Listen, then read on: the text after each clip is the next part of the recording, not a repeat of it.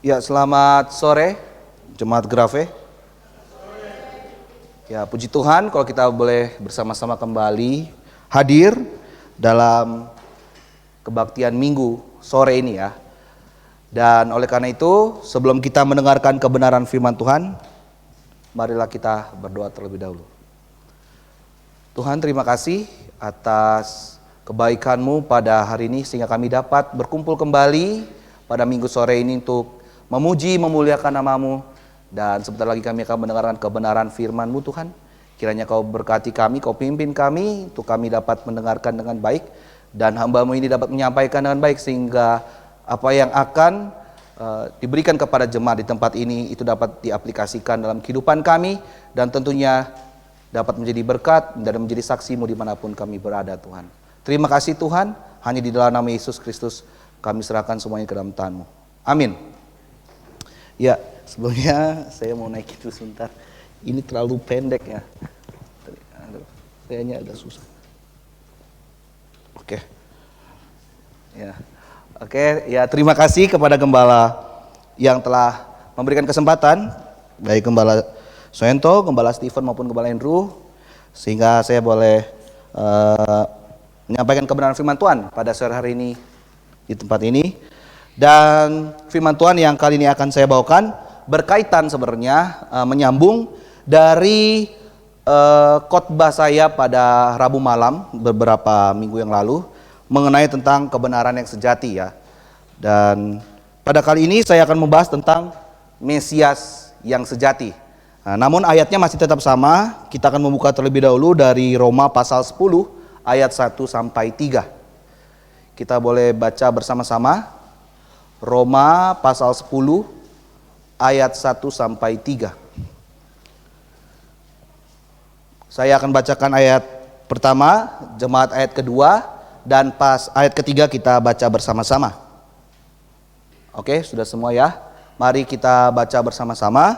Demikian firman Tuhan. Saudara-saudara, keinginan hatiku dan doaku kepada Tuhan ialah supaya mereka diselamatkan.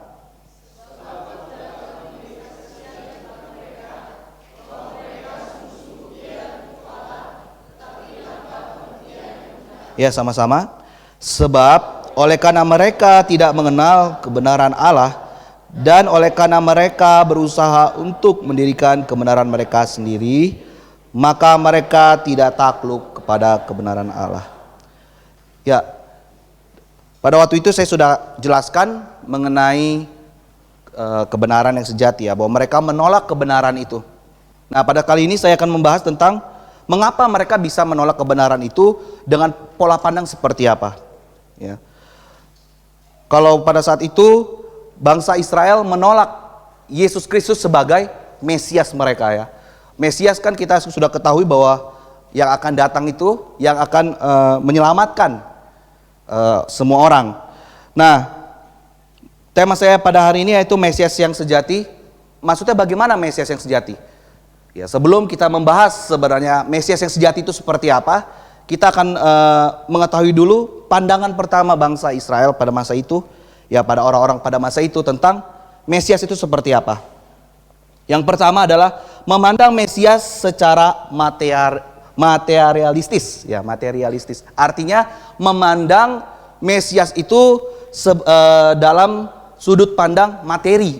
Ya, kalau kita bisa buka lagi ayatnya ada di Matius pasal 14 supaya kita paham maksudnya seperti apa. Ada dalam Matius pasal 14 ayat 19 sampai 21.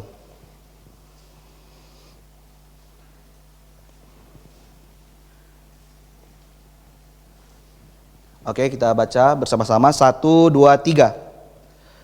Dan mereka semuanya makan sampai kenyang. Kemudian orang mengumpulkan potongan-potongan roti yang sisa 12 bakul penuh. Yang ikut makan kira-kira 5.000 laki-laki, tidak termasuk perempuan dan anak-anak. Dan selanjutnya dilanjutkan di Yohanes pasal 6. Di Yohanes pasal 6 ayatnya yang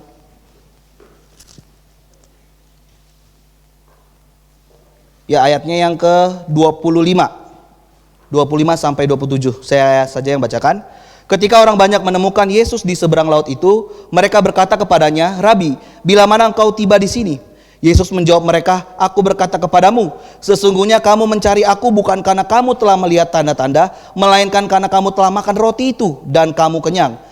Bekerjalah bukan untuk makanan yang akan dapat binasa, melainkan untuk makanan yang bertahan sampai kepada hidup yang kekal, yang akan diberikan Anak Manusia kepadamu, sebab dialah yang disahkan oleh Bapa Allah dengan meterainya."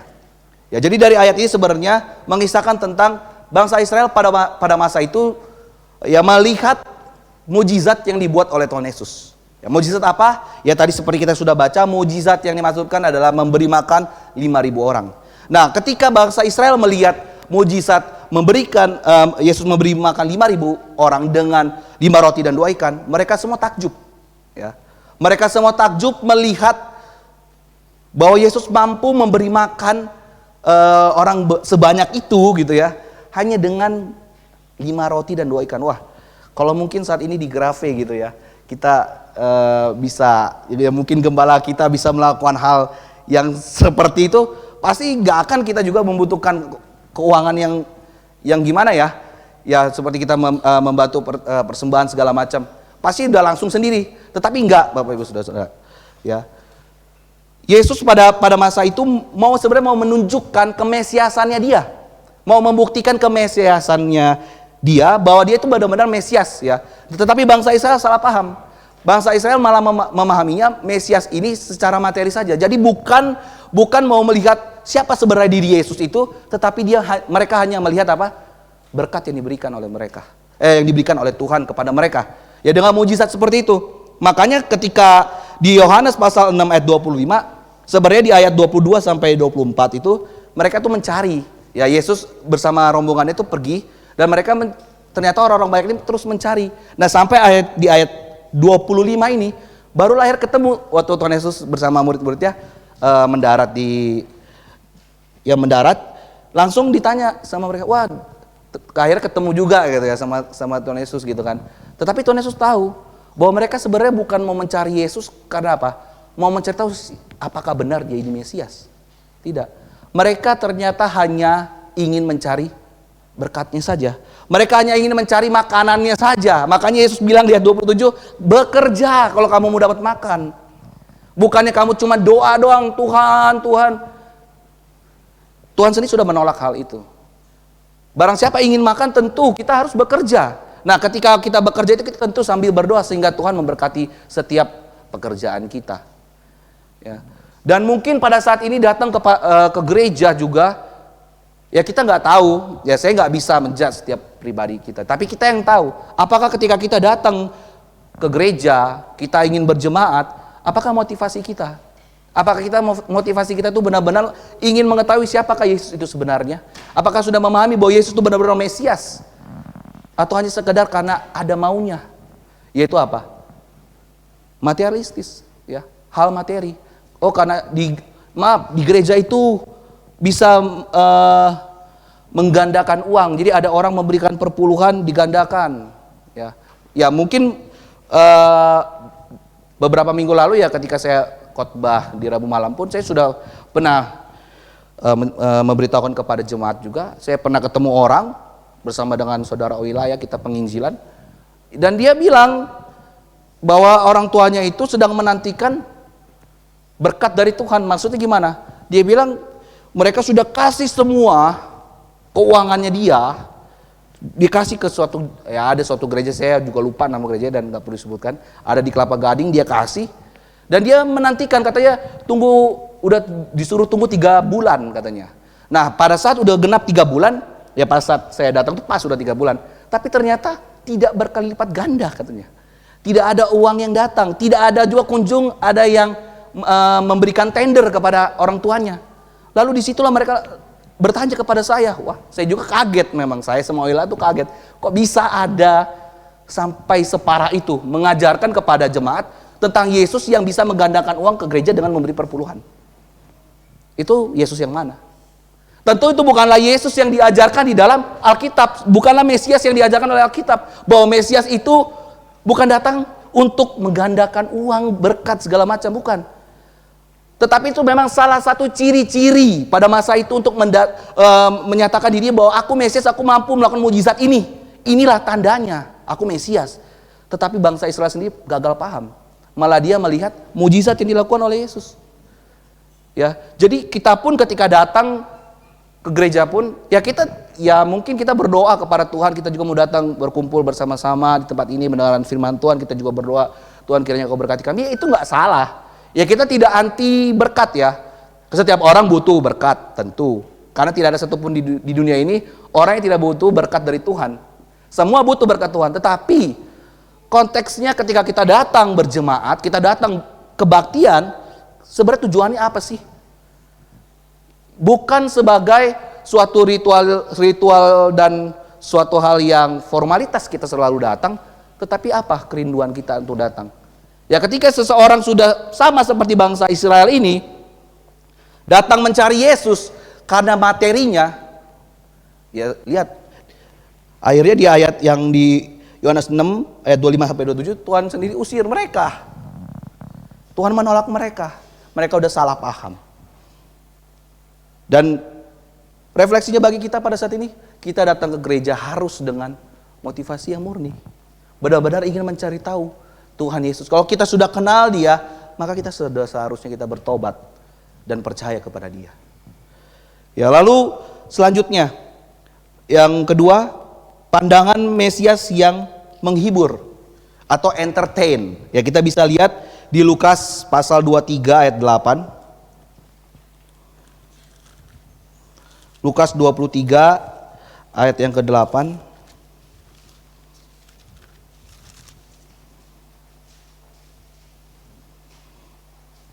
Ya, saya bacakan. Ketika Herodes melihat Yesus, ia sangat girang, sebab sudah lama ia ingin melihatnya, karena ia sering mendengar tentang Dia.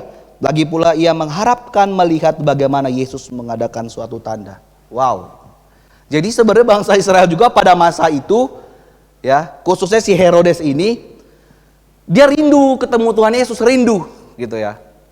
Rindu ketemu Tuhan Yesus, tetapi dengan motivasi ingin melihat suatu tanda atau suatu mujizat. Ya, kalau mungkin zaman sekarang, ya kalau ketika datang ke gereja ingin melihat suatu hal yang fenomena yang luar biasa gitu, yang abnormal orang bilang mungkin ya, atau yang aneh-aneh, yang supranatural juga mungkin. Ya, ya nggak salah sih kalau misalkan kita menantikan mujizat daripada Tuhan ya. Tetapi di sini konteksnya sekali lagi, ketika kita datang ke gereja, kita datang berjemaat kepada Tuhan, kita malah mengincar mujizat. Kita mau mengincar hal seperti ini, hal suatu tanda. Wow, di gereja itu keren tuh katanya. Kenapa keren? Ya mungkin di sana gerejanya itu udah kayak apa? Panggung konser misalkan. Ya saya pernah sih pergi ke tempat seperti itu, pernah. Ya datangnya ya memang megah sekali, memang megah. Ya berkelimpangan lampu segala macam. Tapi apakah itu yang dikehendaki Tuhan? Apakah itu sebenarnya yang Tuhan ingin nyatakan gitu ya? Makanya Tuhan sendiri akhirnya tidak memberikan tanda itu kepada Herodes. Kenapa? Karena Tuhan tahu hatinya itu bukan mau mengenal Yesus itu siapa, tapi cuma mau lihat sesuatu hal yang bisa diperbuat oleh Yesus. Begitu juga dengan saat ini di gereja-gereja dimanapun. Jangan kita sampai ke tempat ini pun ingin mencari sesuatu hal yang di luar daripada hal yang baik dan benar, tentunya sesuai dengan firman Tuhan ya. Ya, maksudnya gimana? Kita mencari hal yang duniawi tempat ini. Ya, mungkin kita ada yang merasa kadang jenuh, puji-pujiannya begini begitu, nggak kayak di sana. Nggak, Bapak Ibu Saudara-saudari. Pujian yang benar yang Alkitabiah jelas. Alkitab sendiri mengatakan, ya di dalam kitab Matius, Yesus itu memuji Tuhan. Dan ketika saya mencari dalam bahasa aslinya sekalipun, dia menggunakan kata himne. Humnois ya bahasa Yunaninya. Jadi bukan pujian yang praise, bahasa Inggrisnya juga pun hymn, bukan praise. Ya. Jadi di situ aja konteksnya dalam memuji Tuhan pun jelas. Kenapa kita akhirnya di sini tempat ini juga memakai himne, bukan menggunakan kontemporer? Karena kita tahu di Alkitab sendiri tidak ada puji-pujian yang seperti itu. Alkitab sendiri mengatakan menggunakan him. Yesus sendiri memuji Allah Bapa him. Bisa dicek di King James juga itu. Menggunakan him. Kenapa him?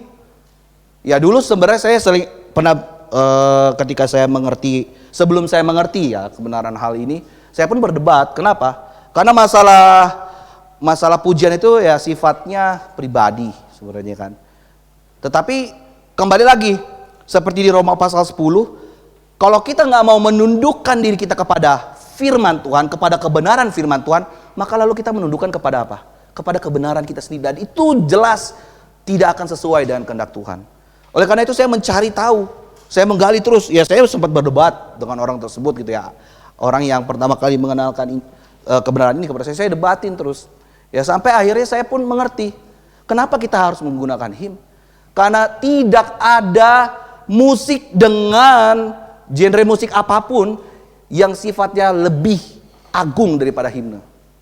Tidak ada moral yang lebih tinggi musik itu daripada musik himne. Kenapa? Karena kalau kita lihat Bapak Ibu Saudara-saudari, musik himne itu dinyanyikan, apakah dinyanyikan di tempat dangdutan?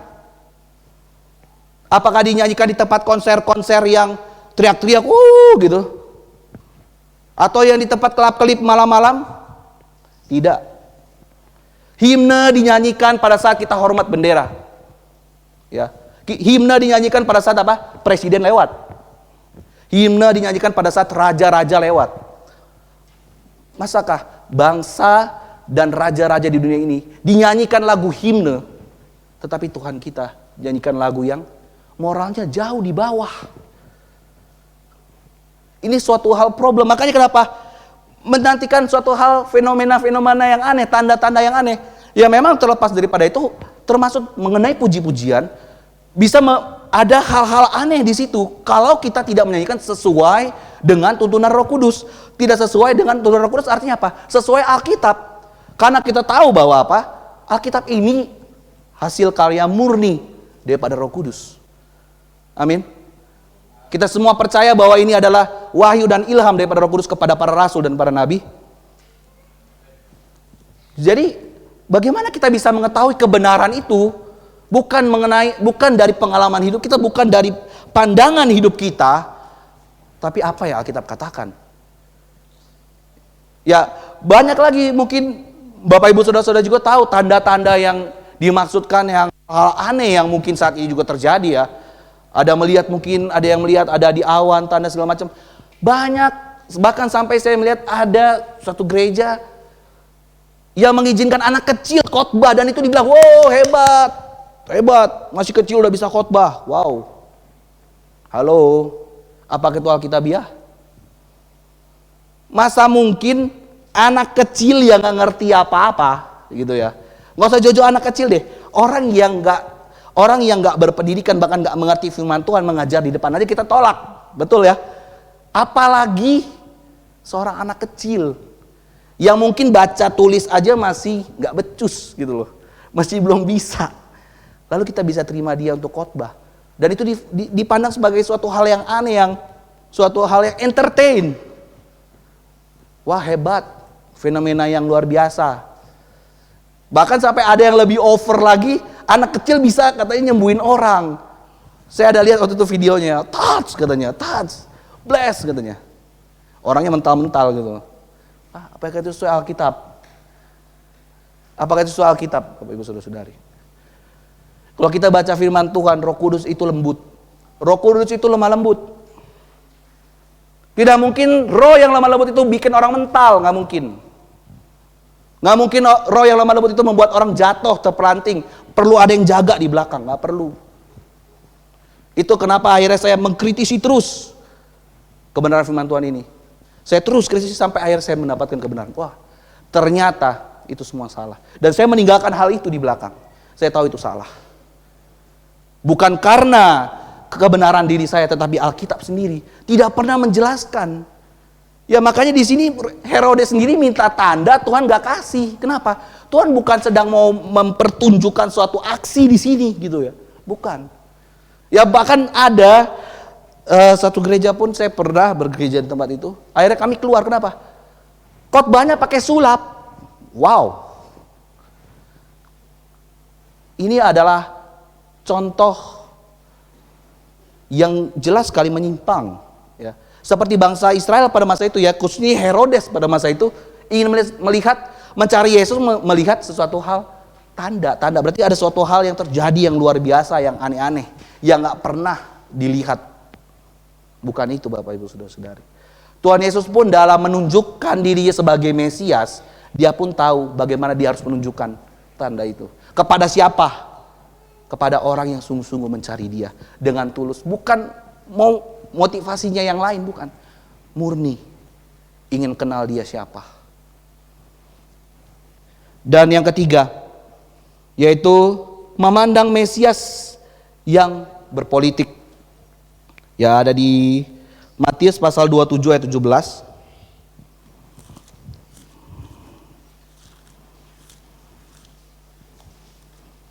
Saya bacakan. Karena mereka sudah berkumpul di sana, Pilatus berkata kepada mereka, "Siapa yang kamu kehendaki kubebaskan bagimu? Yesus Barabas atau Yesus yang disebut Kristus?" Ya, kalau kita bisa cek juga di Injil lain, hanya di salah satunya di sini yang menuliskan Yesus Barabas, ya. Kenapa sebenarnya? Karena sebenarnya Matius ini mau membuat suatu perbandingan bahwa pada saat itu ada Yesus, nama Yesus Barabas, dan Yesus yang disebut Kristus itu. Artinya apa? Bangsa Israel pada masa itu sedang diperhadapkan dengan suatu pilihan yang penting sebenarnya. Mau pilih Yesus yang Barabas, yang politik. Ya, kita mesti tahu dulu siapa sih sebenarnya Yesus Barabas ini. Yesus Barabas ini kalau kita belajar tentang sejarah, kita tahu Yesus Barabas ini adalah seorang pemberontak, seorang anti Romawi yang ingin membebaskan bangsa Israel dengan pemberontakan itu, dengan perang. Ya, makanya dia akhirnya ditangkap. Ya, akhirnya dia ditangkap itu karena dia memberontak gitu, mengajak bangsa Israel untuk memberontak kepada Roma. Dibandingkan dengan Yesus yang jelas-jelas membuat mujizat, dia lemah lembut, ya, dia baik hati, seorang rabi bahkan orang bangsa Israel menganggapnya. Ternyata bangsa Israel lebih pilih mana? Yesus yang Barabas ini. Makanya jelas juga di dalam Yohanes pasal 6 yang tadi tentang memberi makan 5.000 orang. Di Yohanes pasal 6 di ayat 15-nya, di situ dikatakan, karena Yesus tahu bahwa mereka hendak datang dan hendak membawa dia dengan paksa untuk menjadikan dia raja, ia menyingkir pula ke gunung seorang diri. Jadi sebenarnya Yesus pun tahu sebenarnya pada masa itu sebenarnya bangsa Israel itu pengen Yesus jadi raja.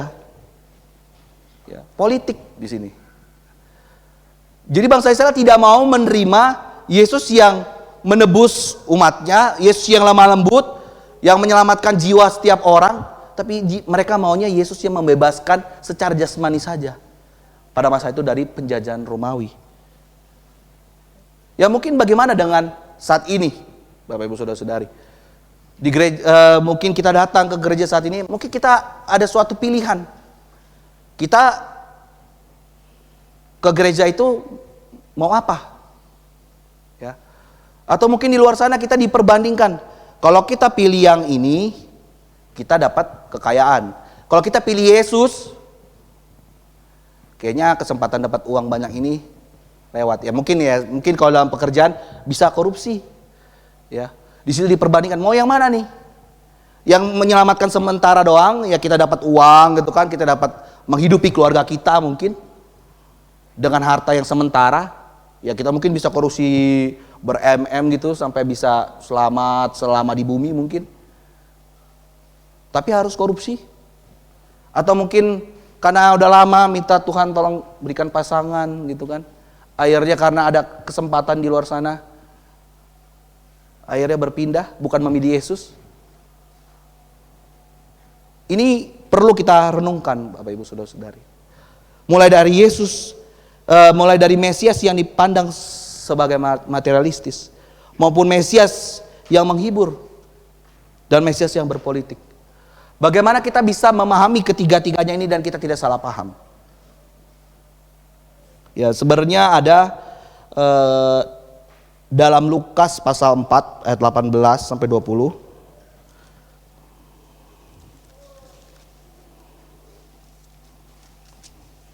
Saya bacakan.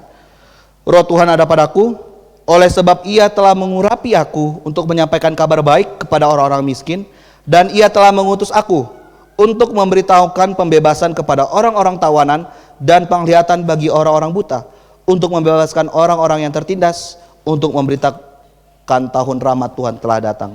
Ya, ini sebenarnya korelasinya dengan Lukas, mengutip dari dari Yesaya pasal 61. Ya, Yesaya pasal 61 itu sebenarnya menjelaskan tentang tanda-tanda seorang Mesias. Memang pada konteks tersebut jelas Mesias itu mendatangkan suatu hal yang luar biasa ya. Dia dapat memberikan mujizat, ya, membangkitkan orang mati. Bahkan ketika Yesus ditanyai oleh kiriman orang daripada Yohanes Pembaptis pun, Yesus bilang apa? Orang lumpuh berjalan, orang buta melihat. Itu mau sebenarnya kenapa Tuhan bilang begitu? Karena Tuhan tahu, Yohanes Pembaptis itu tahu bahwa tanda seorang Mesias itu menyembuhkan orang sakit salah satunya. Ya. Salah satunya juga membangkitkan orang mati. Itu sebagai tanda Mesias. Ya, jadi sebenarnya memang Yesus sedang menyatakan dirinya sebagai seorang Mesias yang telah dijanjikan itu. Tetapi bangsa Israel gagal paham. Kenapa? Itu tadi. Kita kembali kepada yang khotbah saya itu. Karena mereka sudah mendirikan kebenaran mereka sendiri. Oleh karena itu, pada saat ini kita harus memahami Mesias yang sejati itu apa sebenarnya. Ya. Mesias yang sejati yang pertama, Mesias itu menghapus dosa.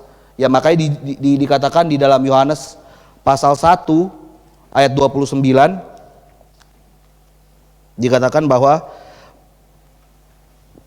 pada keesokan harinya Yohanes melihat Yesus datang kepadanya dan ia berkata, "Lihatlah anak domba Allah yang menghapus dosa dunia." Jadi Mesias yang sejati tidak hanya berkaitan tentang hal-hal fisik materi, bukan, tetapi dia lebih kepada hal yang rohani juga. Dan bangsa Israel nampaknya gagal paham ya. Mereka hanya memahami Mesias yang datang sebagai pembebas secara jasmani, tetapi mereka sendiri tidak paham bahwa juga banyak firman-firman Tuhan yang mengaitkan bahwa Mesias itu harus datang dulu sebagai hamba. Ya, kalau kita tahu di Yesaya itu.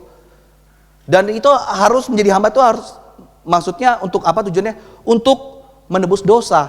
Makanya di dalam Yohanes pasal 1 ayat 29, Yohanes Pembaptis paham. Yohanes Pembaptis mengerti bahwa Mesias, tanda Mesias pertama itu, ya, dia akan menghapus dosa dunia. Domba dikatakan di sana kan dikatakan domba. Kenapa? Karena seperti pada masa lampau di perjanjian lama, domba itu adalah lambang daripada Mesias yang dijanjikan itu. Dan kini Mesias itu sudah datang. Makanya Yohanes Pembaptis menunjuk, ya kalau kita sudah tahu tentang garis zaman, ya tentu kita paham bahwa batas dari ibadah simbolik kepada ibadah hakikat ketika Yohanes Pembaptis menunjuk kepada Yesus sebagai anak domba Allah. Dan disitulah masa ibadah simbolik telah selesai. Karena nubuat pada masa PL itu sedang digenapi pada masa itu. Bahkan sudah digenapi oleh Yesus. Sehingga kita tidak gagal paham bahwa Mesias yang sejati yang pertama apa? Dia itu menghapus dosa. Jadi bukan hanya membebaskan manusia secara jasmani, ya tidak. Tetapi terlebih lagi membebaskan manusia dari dosa. Makanya di dalam 1 Petrus pasal 2 ayat 24, nah ini salah satu ayat yang sering juga disalahartikan dan disalahpahami oleh banyak orang di luar sana. Ya, saya bacakan, "Ia sendiri telah memikul dosa kita di dalam tubuhnya di kayu salib, supaya kita yang telah mati terhadap dosa hidup untuk kebenaran. Oleh bilur-bilurnya kamu telah sembuh." Banyak orang yang mengartikan ayat ini sebagai hal yang jasmania sifatnya. Ya, saya sering berdebat juga oleh orang-orang bahkan oleh kalangan saya dulu. Mereka mengaitkan ini sebagai janji kesembuhan total seorang Kristen. Namun pada faktanya, kita semua di sini tentu sadar, dalam keadaan sadar datang ke tempat ini. Kita tahu di rumah sakit itu nggak cuma orang non Kristen saja, tapi banyak juga orang Kristen. Lalu ayat ini gagal. Apakah Tuhan tidak mengenapi ayat ini? Tentu saja tidak. Karena kita sudah mungkin salah menafsirkan tanpa melihat konteks dari ayat ini. Tidak ada di dalam ayat, bahkan di dalam perikop ini tidak ada membahas sebenarnya tentang kesembuhan jasmani. Yang dimaksudkan jelas sekali ya di frasa pertamanya, ia sendiri telah memikul dosa kita. Jadi apa yang sedang dipikul oleh Tuhan? Itu dosa kita. Di dalam tubuhnya di kayu salib. Jadi Yesus ketika di kayu salib memikul segala dosa kita. Nah, dosa itulah sebenarnya yang menyebabkan apa? Sakit, penyakit dan segala macam. Itu adalah akibat dari dosa. Tetapi justru kalau kita pahami ayat ini lebih dalam lagi apa? Yesus bukan sekedar menyembuhkan penyakit itu, bukan. Tetapi inti daripada yang menyebabkan penyakit itu apa? Dosa. Jadi sebenarnya yang sedang Tuhan sembuhkan di sini apa? Penyakit rohani itu, yaitu dosa. Dosa yang penyakit rohani itu menyebabkan setiap orang pun bisa jadi sakit secara jasmani. Makanya saya pun tidak menolak secara penuh gitu, maksudnya bahwa Yesus akan menyembuhkan kita secara 100% enggak. Karena kita perlu pahami lagi secara dispensasi. Sebenarnya pada masa Yesus Kristus datang, ya pada masa itu, ketika bangsa Israel menerima mereka, maka nggak lama masuk masa kesusahan besar Yakub atau yang kita kenal sebagai tribulasi. Dan setelah itu masuk kepada kerajaan milenium. Ya kita nggak tahu berapa lama transisinya, tetapi yang kita dapat pahami nampaknya sepertinya tidak terlalu lama gitu ya. Karena kan 1 kali 7 masa gitu ya. Jadi sebenarnya klaim mengenai kesembuhan total ya kita pun akan terima itu. Kapan kita akan terima kerajaan milenium? Yaitu kerajaan di mana Yesus sendiri yang memerintah di muka bumi ini. Kita tidak akan sakit. Orang-orang yang sudah di dalam Kristus pada masa itu, ya artinya sudah di rapture terlebih dahulu, ya sudah menerima upahnya di bema, itu akan turun bersama-sama dengan Tuhan, memerintah bersama-sama Tuhan. Disitulah kita sudah diberikan tubuh kemuliaan. Dan disitulah jelas, ya dan amin, bahwa kita tidak akan sakit lagi. Jadi konteksnya kita mesti pahami. Banyak orang asal saja menafsirkan firman Tuhan, akhirnya mendirikan kebenaran sendiri dan gagal paham. Akhirnya kita menjadi salah, keliru. Makanya banyak orang juga tanya, katanya Yesus menyembuhkan, katanya orang sakit, orang Kristen nggak mungkin sakit.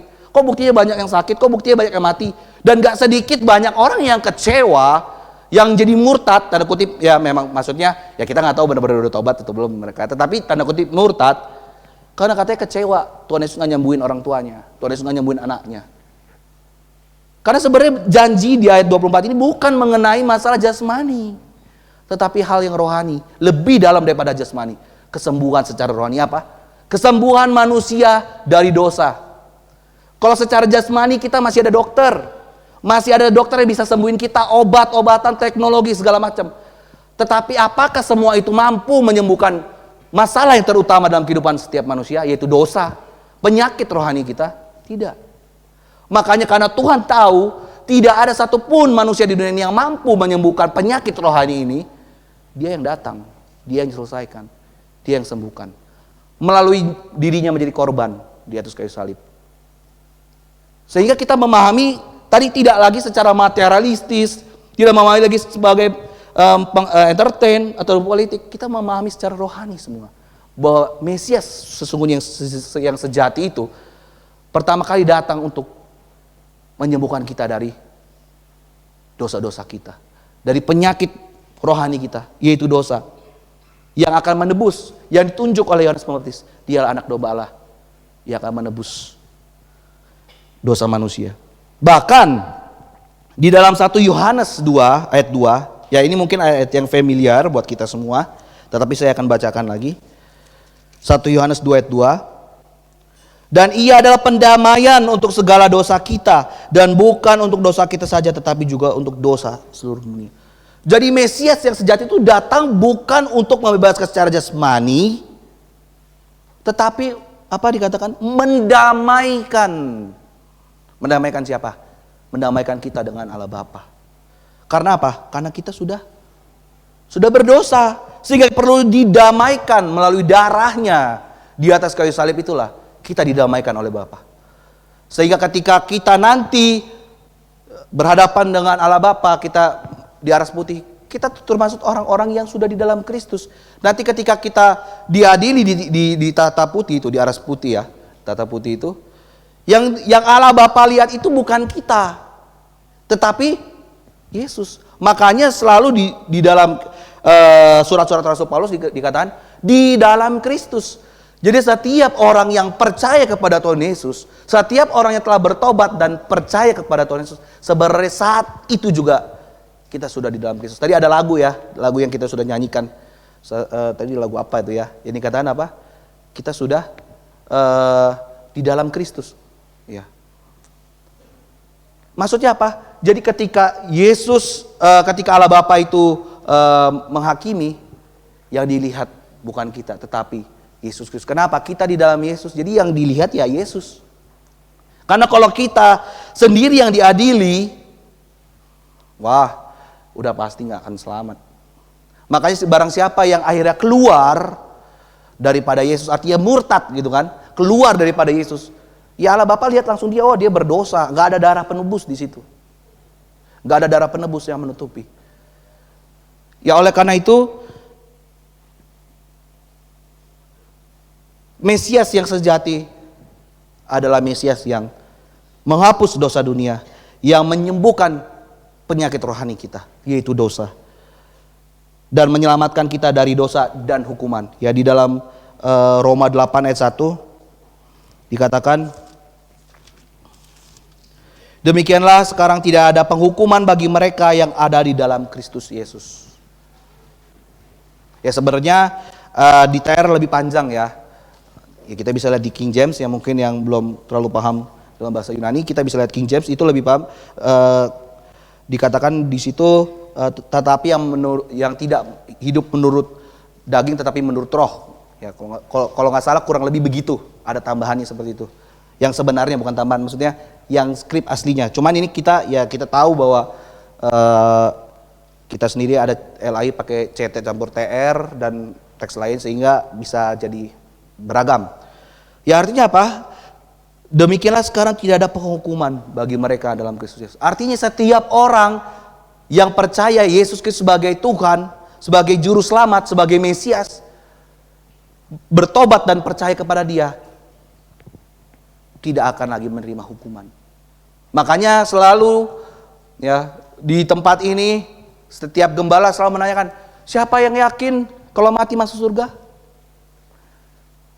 Karena semua ayat-ayat ini membuktikan bahwa setiap orang yang bertobat dan percaya kepada Yesus, bahwa Yesus Kristus adalah Tuhan dan Juru Selamat, Dia adalah Mesias yang dijanjikan itu, tidak akan ada lagi penghukuman bagi setiap orang yang percaya kepada Dia. Artinya kita semua sudah dipastikan tidak akan menerima hukuman kekal itu, kita tidak akan masuk neraka. Nah bagaimana dengan kita sekarang saat ini? Masihkah kita mau memahami secara materialistis, secara entertain atau berpolitik, atau kita mau memahami secara rohani bahwa Mesias sebenarnya sudah datang, Dia yang telah menebus dosa kita. Mungkin di tempat ini mungkin masih ada yang belum dengan sepenuh hati, saya nggak tahu, meyakini bahwa Yesus Kristus adalah benar-benar Tuhan dan Juru Selamat. Pada saat inilah Bapak Ibu Saudara-saudari, pada saat ini waktunya yang tepat, jangan lagi ditunda-tunda. Karena kita nggak tahu setelah kita kebaktian ini apakah masih akan tetap hidup, kita nggak ada yang tahu. Atau mungkin ntar malam kita tidur besok nggak bisa bangun pagi, kita nggak tahu. Ya, banyak hal yang bisa terjadi dalam kehidupan kita tanpa kita ketahui. Ya mungkin bahkan ya kita sendiri ya ada kejadian kemarin saudari kita ya, adik kita yang kita kasih itu, yang saudari Mita sampai lagi tidur bisa jatuh, kita nggak ada yang tahu loh. Itu hal-hal yang kita tidak bisa duga. Siapa tahu tiba-tiba orang tidur terus jatuh sampai jadi patah tulang. Kita nggak tahu. Oleh karena itu pada saat ini firman Tuhan dengan jelas memberitahukan kepada kita, marilah, mungkin masih ada yang belum dengan sepenuh hati bertobat dan percaya. Saat inilah waktunya kita memastikan keselamatan hidup kita, pola pandang kita, pola pikir kita memandang Yesus bukanlah secara jasmani. Memang betul Sekali lagi, Yesus itu mampu mengadakan segala sesuatu. Yesus mampu melakukan mujizat. Tetapi bukan itu yang kita cari. Tetapi pengenalan kita akan Dia, itulah yang seharusnya kita kejar.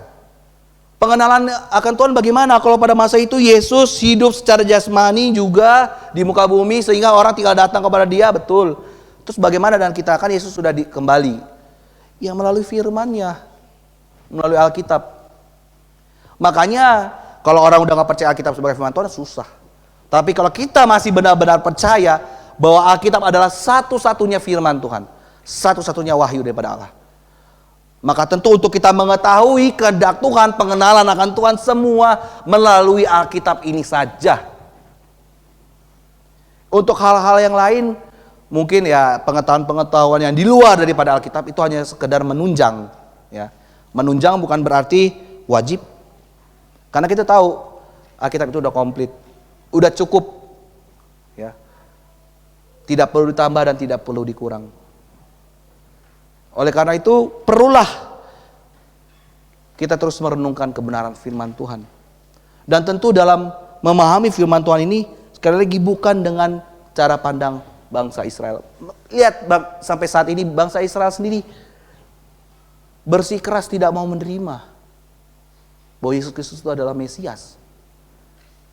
Ya bahkan ya setiap sekali saya ikut blog kelas juga pernah dijelaskan ada fenomena yang unik, ya. Rabi-rabi pada mungkin tahun-tahun 98 atau 2000, saya agak lupa tahunnya waktu itu dibilang. Yang jelas disitu dikatakan kan ada nubuatan bahwa Mesias itu akan menunggang keledai muda yang ya keledai muda gitu ya. Akhirnya diperdebatkan dalam kalangan Yahudi, mereka bagaimana mungkin bisa naik keledai lagi zaman sekarang. Akhirnya ada rabi yang bilang katanya apa? Itu limusin. Wow. Karena apa? Udah menafsirkannya, memahami firman Tuhannya, bukan lagi pakai pola pikir yang Alkitab itu sendiri katakan, tetapi pola pikir mereka mau mengkontekstualisasikan dengan cara pandangnya mereka. Ya ketika kita memahami dispensasi zaman, maka kita akan bisa memahami firman Tuhan dengan tepat, dengan benar. Karena kita tahu, ya tentu Mesias sudah datang sehingga ayat itu kita katakan itu sebagai nubuatan pada masa itu Yesus akan datang seperti itu, dan itu sudah digenapi. Dan bagaimana dengan konteks kita sekarang? Sekali lagi saya ingatkan, kita harus mengenal Tuhan dengan baik.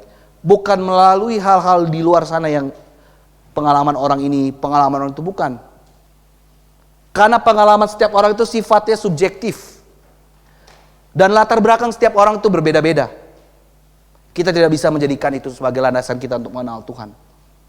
Pengenalan Tuhan kita adalah secara pribadi dengan firman-Nya. Lalu dengan apa? Yaitu dengan pengajaran firman Tuhan. Bukan dengan hikmat kita sendiri. Jujur saja kalau misalkan saya katakan secara pengalaman pribadi saya sendiri, pasti juga bakal banyak orang juga di tempat ini yang menolak, nggak mungkin begitu segala macam. Karena apa yang saya alami belum tentu Bapak Ibu jemaat Tuhan alami. Begitu juga sebaliknya, apa yang Bapak Ibu jemaat Tuhan alami belum tentu saya alami. Kenapa? Karena kita semua mempunyai masalah pribadi masing-masing yang berbeda. Sehingga itu sangatlah tidak fair kalau kita berikan standar itu kepada orang lain juga. Kamu harus sama kayak saya. Tetapi ada satu hal yang bisa kita bilang fair. Ada satu hal yang bisa bikin semuanya itu jadi pas. Yaitu apa? Ini standarnya.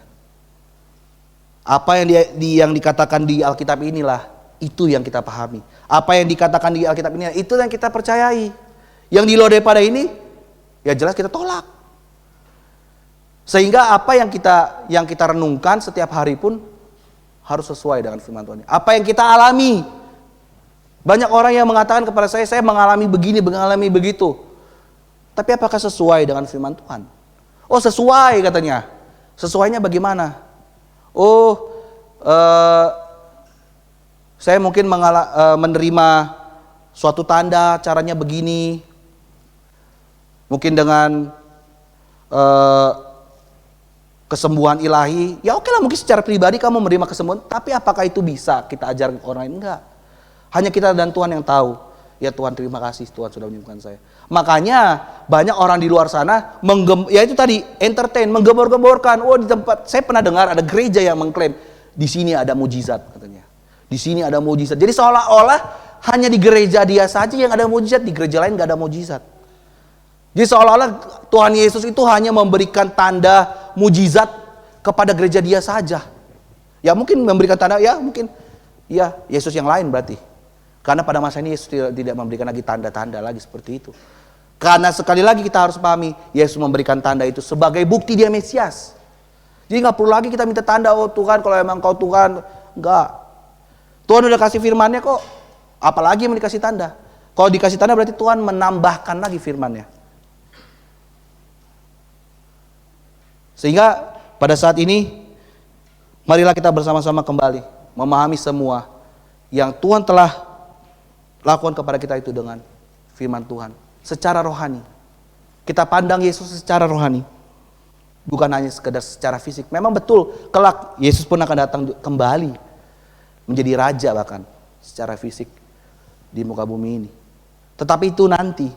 Tetapi yang sudah terjadi adalah Yesus sudah datang untuk menebus dosa kita. Maukah kita bertobat dan percaya kepada Dia? Oleh karena itu saya harapkan jikalau nanti ada panggilan juga, saya harapkan yang mungkin belum menyatakan iman, bolehlah saat ini mungkin. Saya tidak memaksa, tapi ya jangan dipaksa sama kok iman, enggak, saya enggak mau bilang begitu juga. Atau dipaksa sama itu yang tadi pokok, enggak.